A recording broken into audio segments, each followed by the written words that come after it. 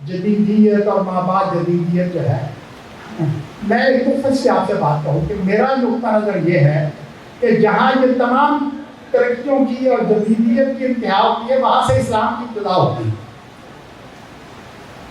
اس لیے کہ اور تو سارے کے سارے دین جو ہیں وہ لوگوں کے ہیں، لوگوں نے ان میں گڑبڑ کی، کچھ کا کچھ بنا دیا.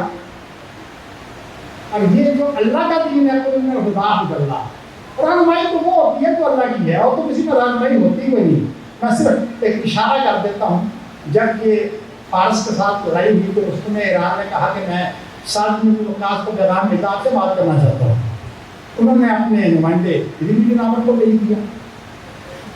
ان سے کہا کہ اب یہ کیا کر رہے ہیں آپ نے؟ تو کبھی گھر بھی ایک جگہ پر نہیں بنایا، خانہ بدوش جس کو بولتے ہیں کہ گھر جو ہے وہ خیموں کی صورت میں کندھے پر.